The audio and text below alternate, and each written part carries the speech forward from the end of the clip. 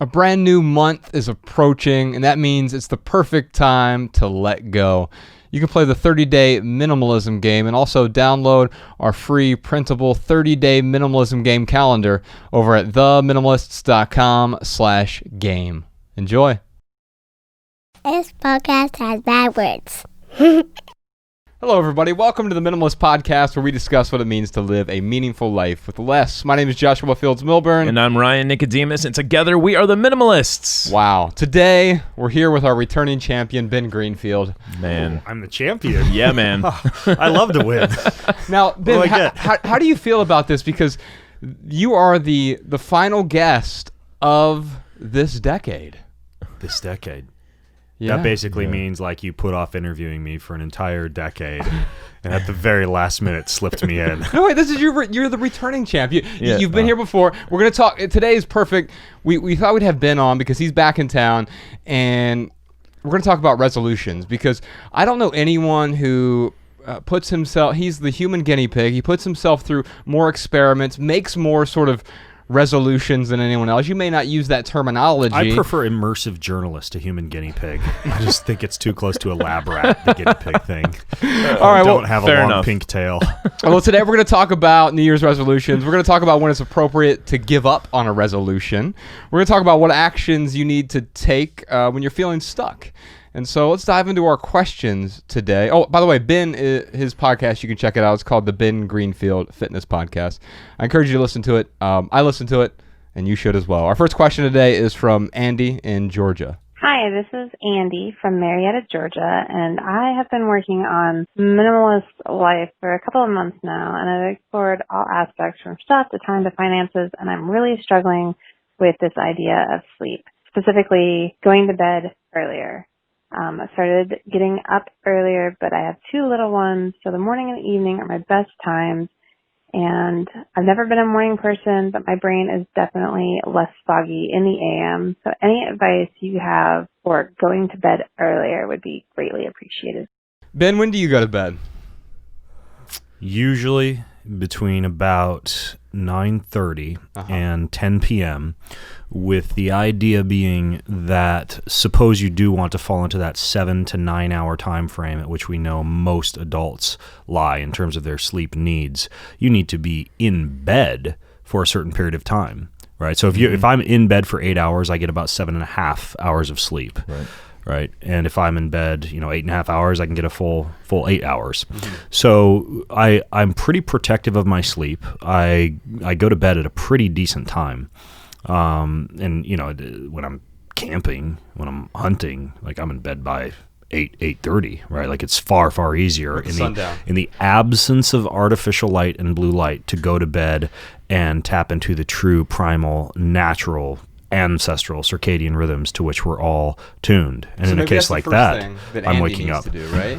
Well, what she needs to do is in sleep medicine, there is a term basically known as a circadian rhythm shift, right? She needs to shift her circadian rhythmicity to cause her to begin getting tired earlier, begin sending a message to her body that her sleep time is maybe an hour earlier or 2 hours earlier than what it normally is.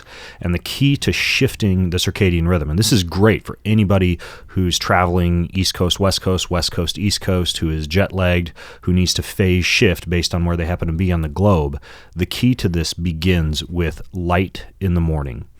That is when your sleep cycle begins, is the amount of light you are exposed to and at what time you are exposed to that light. Now, what kind of light? I mean, sunlight is obviously optimal, but what if you live somewhere, like Ryan and I lived in Montana? Well, you live in Spokane.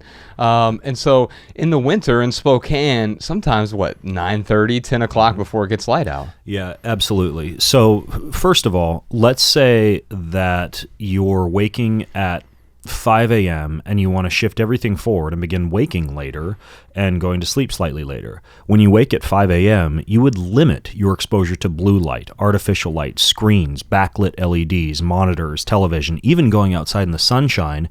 You would wear those blue light blockers that they give people to wear at night in the morning instead. And when you want your body to begin waking up, let's say that's 6:30 a.m., that's when you begin blasting it with light. That's when you go out in the sunlight. That's when you take your phone out of dark mode. That's when you begin looking at computer monitors. That's when you may even consider utilizing any of these new technologies that blast your retina or your ears with blue light or white light, like such a human as charger or a Juve like light. the human charger in the ears. Not so much the Juve light. That's more kind of like a sunset. Maybe you get a little bit of the spectrum from sunlight, but that's more like a red light, near infrared. That's really not going to phase shift the circadian rhythm. There is a pair of glasses called the retimers that you can wear that blast your retina with this greenish blue light. But ultimately, you wait and wait and wait until the time you want to begin waking up, and you phase shift your circadian rhythm forward. Now, the same thing could be done if you want to, as what was her name? Andy. As Andy wants to do, shift it backwards, right? In this case, let's say she wants to begin going to bed at 9:30 p.m. She's currently beginning her day at 6:30 a.m. and wants to start her day at 5 or 5:30 a.m. She would begin to wake at an earlier time, and as soon as she wakes, get out into the sunlight or blast the eyes with one of these light-producing devices like the retimer or a seasonal affective disorder blue light box, or put in those human charger in-ear blue light buds. Look at her phone and make sure the phone is not in dark mode. Ensure she's not wearing any blue light blocking glasses, etc. And that will shift her entire circadian rhythm backwards, so she's more alert and awake earlier in the day. And then as the day progresses, she's basically getting that sleep pressure at an earlier time in the day because she started the light at an earlier time in the day. So it's very profound how quickly the body's circadian rhythm responds to light, with the only other cues being movement, any type of food intake, right? So that would mean like she's shifting her breakfast slightly earlier, she's shifting her exercise session slightly earlier. And if you look at light, movement, and food, those are the top three. They call them something like zeitgeist or zeitgeibers in sleep medicine, meaning that those are things that affect your circadian rhythm by shifting it forwards or backwards. Now this is something that I thought was appropriate for the resolutions episode, because so many people struggle with sleep and they make it a sort of goal, but we often don't make it a priority. And I think that's the main thing here. There are a lot of sort of sleep hacks that you're talking about here, and these things are all useful and beneficial. But I think quite often what happens is, well, we get home and then all of a sudden we make dinner and put the kids to bed, and now I want to veg out and we're going to turn the TV on, and before you know it, it's 10:30, 11:30, midnight. Mm-hmm. And I think quite often this has to do with prioritizing sleep over some of these more ephemeral pacifiers. Yeah, absolutely. I live my life largely by the philosophy of crushing the day and using the night as my reboot button. Because what I've found is that not a lot of productivity happens in the evening. I get fewer work-related emails or text messages or push notifications.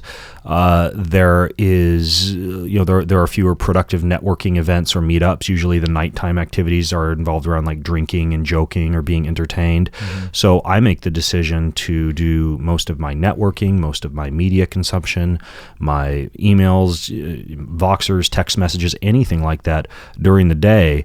And once about 9 p.m. or so rolls around, I find that not a lot of productivity occurs after 9. And if you're living life by the mindset of being a creator rather than a consumer, then you are best served by crushing the day and then basically halting your nighttime activities at about the point where productivity ceases, and for me that's around 9 p.m. or so. Yeah. Now, one thing I didn't hear you mention with your recommendation to Andy is any supplements. Are there any supplements that, like, I know melatonin is something that use as necessary but don't use often because then you start to rely on it. Mm-hmm. There are a couple supplements I was recommended. It's like one of those, the 4 Sigmatic, like mushroom blends that I'll drink in the morning. Mm-hmm. That actually, I have noticed a little bit, I'm getting to sleep a little bit easier at night. There's another supplement I can't remember, but is there any supplements that you would recommend that are okay to help you fall asleep besides the obvious like melatonin? Yeah. Only 2. And I should mention that, light is almost a supplement in and of itself. The way that photons of light interact with the body. And so, of course, my recommendations would carry on into the evening, meaning that you would want to, in the same way that you're just blasting yourself with artificial light or blue light or sunlight in the morning, get complete absence of that whenever the sun goes down in the area of the world you happen to be in. So that's when you install iris tech on your computer monitor, which limits all blue light from coming off the screen. Wear your blue light blockers. Put your phone in dark mode, etc.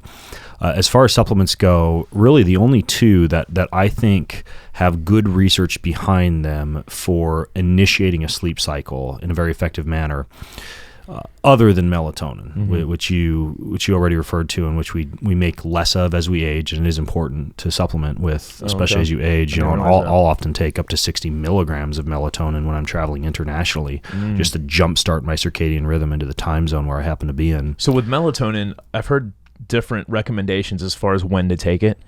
Is there, do you take it with dinner? Because I've heard take it with dinner, and then I've heard take it, a half hour before you go to bed. Is there a specific timing when you would take 20 to 60 minutes prior to bed? Okay. Yeah. Okay. Yeah. And, some companies sell a time release melatonin. You might be able to take that a little farther from bed, but I use a really powerful liposomal form of melatonin. I get it from Quicksilver Scientific. It's a few sprays under the tongue, and it's the most potent form of melatonin I've been able to find. Cool.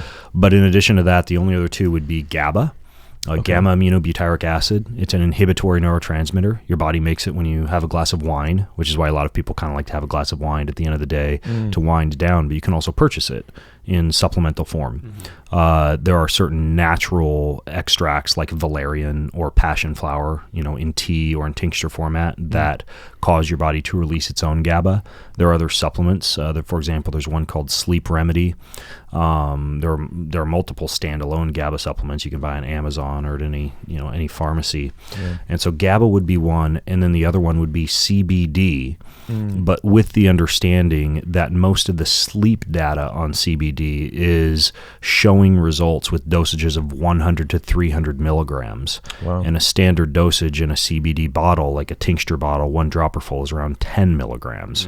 So most brands are not using much CBD. I was looking, just because I'm here in California and there's weed shops all over the place, and CBD coming out people's pores. I was walking through Venice Beach and walked into one store, and they had a CBD brand there. I think it was Green Helix, and it was CBD capsules, and I noted it was 50 mgs per capsule. Oh, wow. That's the highest I've seen, and I was actually pleased to see that they were marketing that as a sleep product, because that's taking 2 to 6 of those capsules would be closer to the actual amount that's been shown in research to assist with sleep. So in addition to melatonin, CBD and GABA. And you would take those 20 to 60 minutes before sleep as well. Exactly. I've heard that with marijuana, that when you're sleeping, you do get some really great REM sleep, but it affects the deep sleep. But I might be thinking of the THC form of it instead of the CBD. Do you know any? THC will decrease the amount of deep sleep that you get.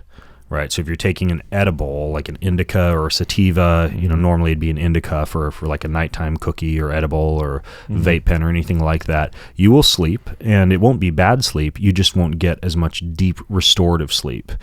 However, during a lot of that REM sleep, you are still engaged in memory consolidation and learning and dreaming and, assimilating information and activities and encounters that you had during the day. So one could say there's some benefit to more REM sleep.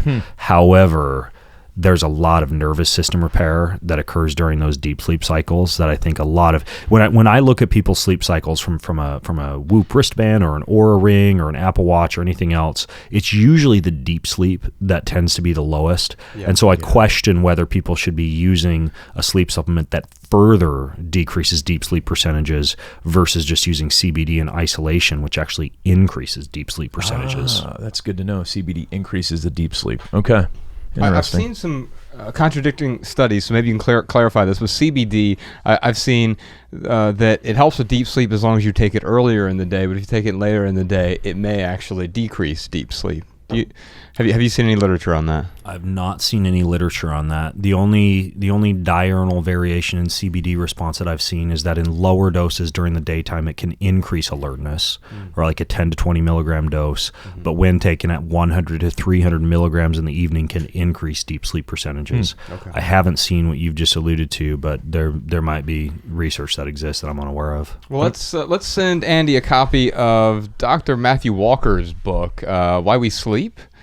Now, speaking of books, Ben, you have a finally, you've spent several years on this new book. It's called Boundless, and I would encourage folks, they can pre-order it right now. In fact, Sean, can we put a link to his new book in the show notes? Can we talk a little bit about this new book that has been a labor of love and hate at the same time? Love and hate. It's, every author in the health space says one of the unhealthiest things that you can do is to write a book, because you have your ass planted in a chair, or your eyes getting burnt out by a computer monitor for hours on end. Of course. Yeah. Writing. And I like to write. This is not something that I went through a ghost author for, or, one of those record your book type of services. No, you're a good author. You write some fiction as well. I write fiction as well. Yeah, I was actually writing fiction in the Uber on the way over here. So, Love it. Anyways, though, it has been about 3 years in the making, and the concept behind it is that, unlike previous books I've written which are largely focused on fitness, on training, etc., this book is a beast. It was 1,200 pages, the manuscript, when I turned it into the publisher, with over 3,000 scientific references. Definitely not minimalist. We managed to get it down to about 608 pages, which is the final book. Big, beautiful, hardcover, coffee table-esque book. Diagrams, illustrations, full color. I wanted it to be like a piece of art, right? So it'll be in Kindle and an audiobook as well, but the hardcover is the piece of art, almost like the 4-hour body on steroids. The idea is that it's split into 3 sections: mind, body, and spirit.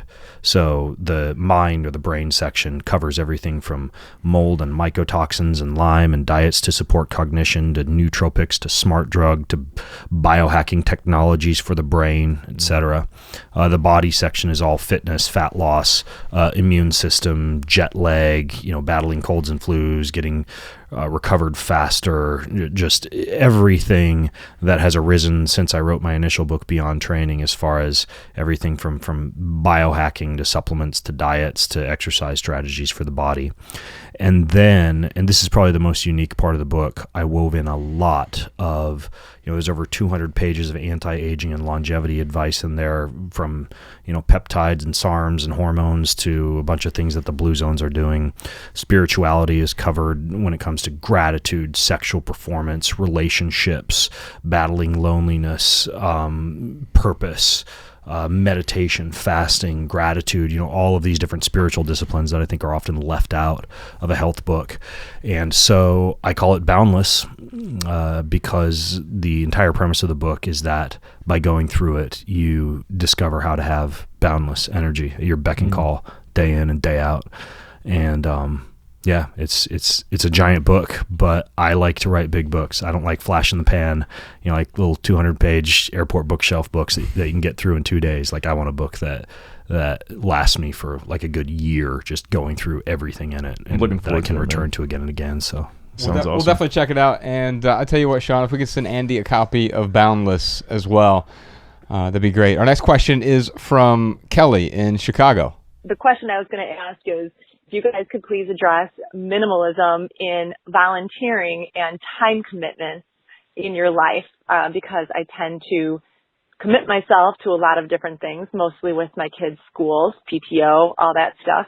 How do you commit to helping groups that are worthwhile to help, yet still keep enough time for yourself so that you're sane?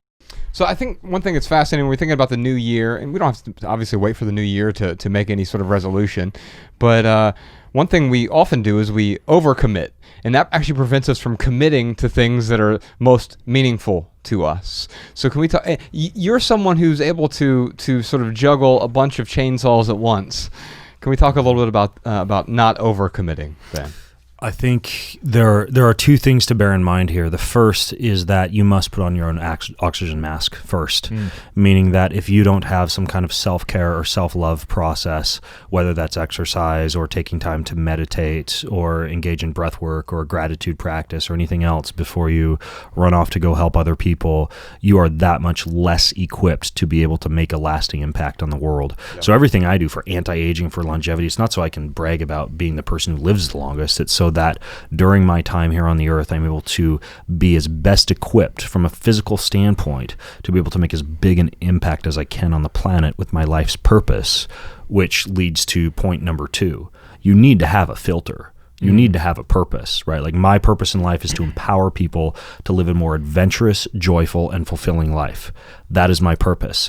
And when I'm looking at volunteer opportunities, when I'm looking at speaking opportunities, when I'm looking at article writing opportunities or podcasts or anything else, I can put things through that filter. I can say, okay, by me going and volunteering at the Spokane Union Gospel Mission, and let's say helping to hand out clothing to homeless men, is that empowering people to live a more adventurous, joyful, and fulfilling life versus, say, playing my guitar at a nursing home, and playing some cool hymns and old country songs for the people at the nursing home? Well, for me personally, the latter falls a little bit more into like the joy and adventure component, and that kind of lights me up a little bit more. And that's where we get caught So I'll up. choose something like that. We get caught up because we say, well, this is a good option, and that's a good problem to have, but then picking the one that better aligns with who you are, who you want to be, how you want to serve the world, I think sets you up to be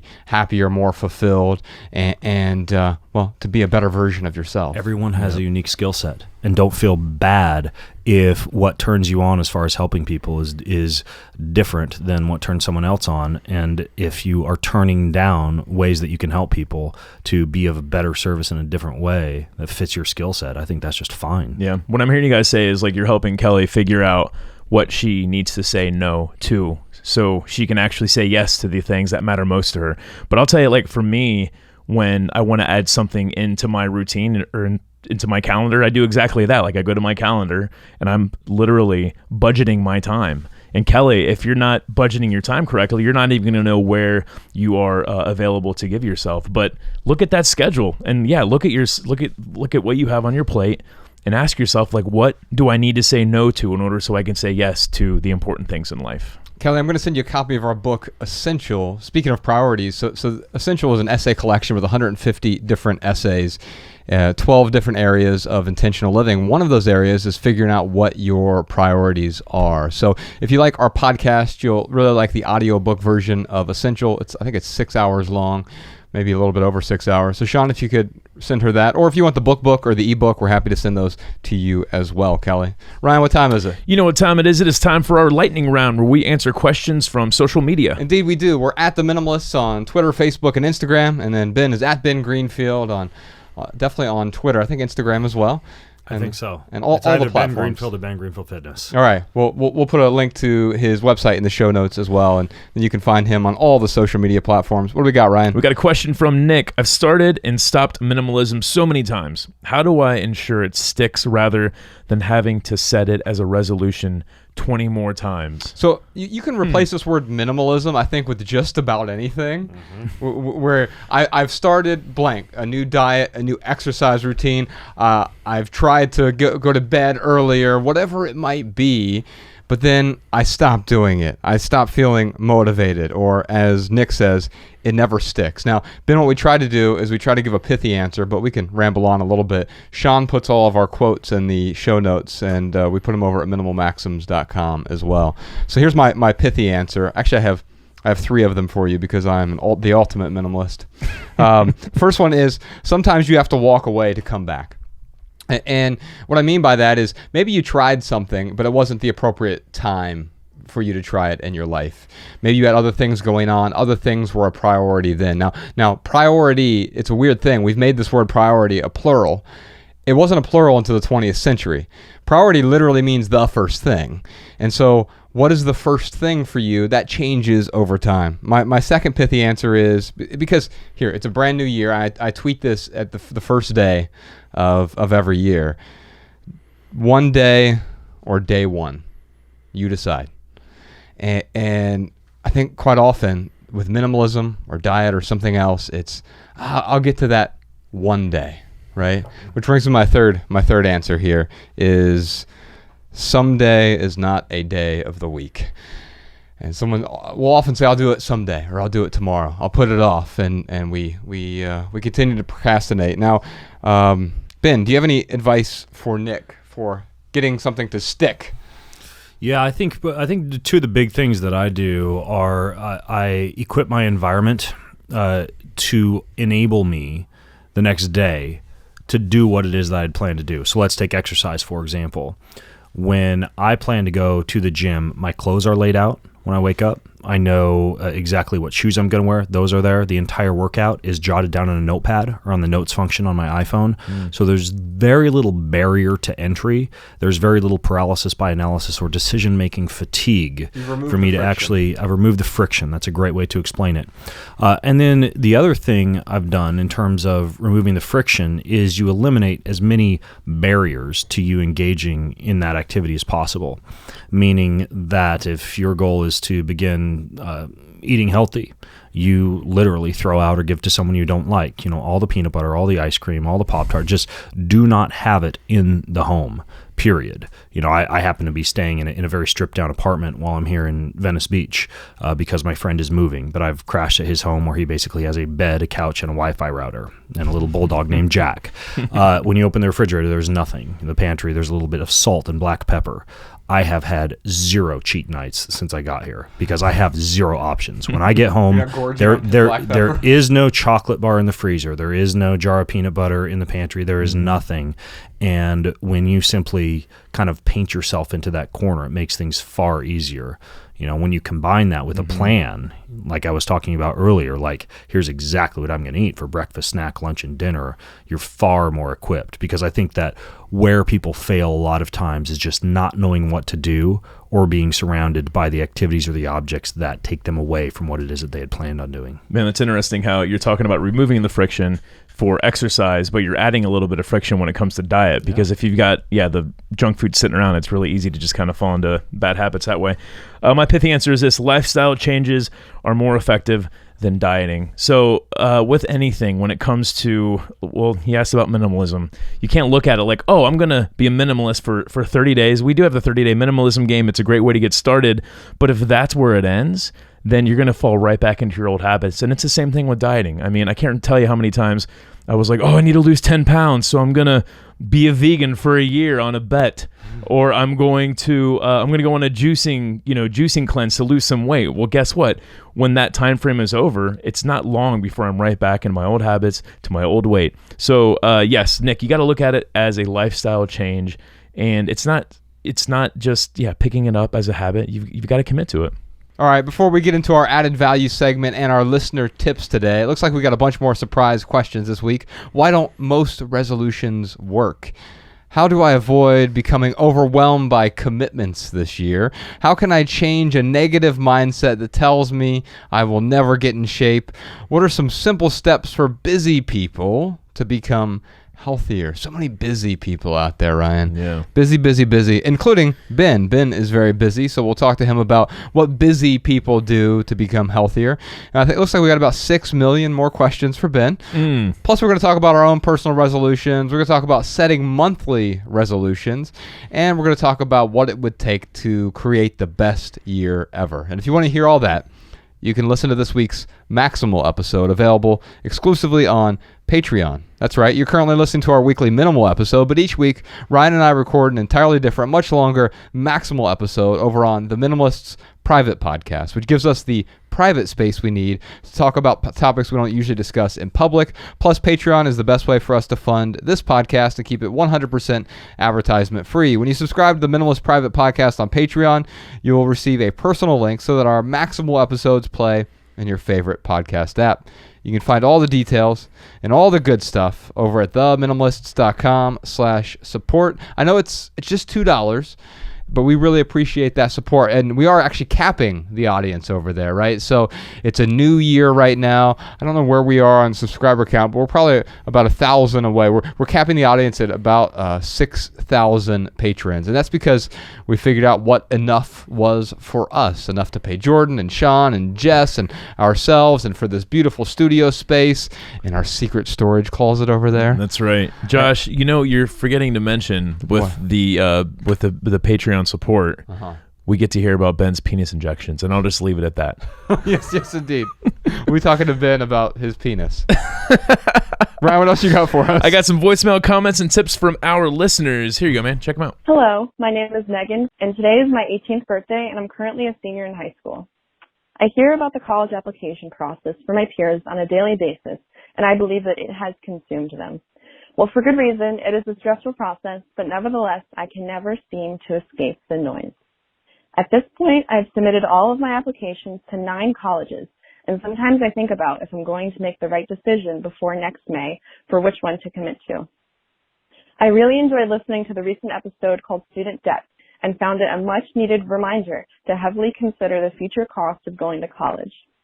I knew going into this process that the cost of tuition would be a factor that I should consider in terms of where I should go, but the episode really opened my eyes to the burden that student debt puts on people. I would highly encourage any high schooler planning to go to college or any person thinking of getting a degree in the future to listen to the episode. Also, do your homework. There are many websites like scholarship.com and fastweb.com that give you access to national scholarships as well as local scholarships that you can apply for. Hi, Josh and Ryan. This is Jeremy Flick, and I wanted to leave a tip that would be helpful, hopefully, to all creators out there. I'm a songwriter myself, and I find that the app Evernote is a really helpful app for multiple uses, but for songwriting in general, it has a built-in voice recorder. You can categorize notes in a lot of different ways. You can take pictures, and it's all done within the app with cloud storage as well, so you can log on a desktop or your mobile device. So I find myself on long car rides to and from work, thinking of song ideas, recording them, writing lyrics when I'm in the restroom or at home, whenever I have time to do so. It's extremely helpful for me and my craft, and I hope others find it helpful as well. There's a free option. There's also monthly storage that you can add on for a small fee. But Evernote is a great app. I use it religiously, and I hope you find it helpful. All right, y'all. Thanks again to Ben Greenfield for joining us today. Check out his podcast, the Ben Greenfield Fitness Podcast, wherever fine podcasts are sold. Do they sell podcasts? Patent pending. And check out his new book as well. It comes out in January. It's called Boundless. We'll put a link to that in the show notes as well. And real quick, for right here, right now, here is one thing that is going on in the life of the Minimalists. If you go over to the minimalists.com, that's our website. Say that 5 times fast. And you click on the resources tab at the top. We have 8 new resources for you, a bunch of different things, including a 30-day minimalism game calendar. It's Someone's making a minimalist joke right now, right? What? It's a very minimal amount of resources. Why are you charging such a minimal amount of money? It's free. Yeah, I get it. But we have some resources. We have some free wallpapers. We have the 30-day minimalism game calendar. We have the minimalist rule book, 16 rules for living with less, a bunch of other things over there. The minimalists.com resources page, a bunch of free downloads for you. If you have a question, comment, or minimalism tip for our podcast, leave us a voicemail, 406-219-7839, or send a voice memo to podcast@theminimalists.com. You can comment on this episode at youtube.com/theminimalists. If you want our show notes in your inbox, sign up for our email list over at theminimalists.com. You'll also receive our simple Sunday emails. For our added value this week, Ryan, there's a new EP out. We were jamming to it the other day. Do you remember? We were in here practicing for a speech that we're giving, and I put on a song, and we were having a little dance party in the studio here. Oh, dude, I felt young. You looked young, and they are young. There's it's funny. I have a rather eclectic taste in music, but that's somewhat intentional. I try to stay up on like new music, and I heard this. Because it's so hip hop. Well, this is definitely not hip hop. It's it's like pop music, right? And it's a group or a band, a group, a singing group called Pretty Much. To say hip hop would be like. It is hip and it's pop. That's hip hop. But a hip hop that would be like. I'm just repeating myself, right? No, that would be what happens when you fall down the stairs. You have a hip hop. Oh, okay. What are we listening to? Pretty Much? Let's listen to a group called Pretty Much. It's the title track from their new EP, Phases. And if you leave here today with just one message, we hope it's this. Love people and use things, because the opposite never works. Thanks for listening, y'all. We'll see you next time. The Minimalists.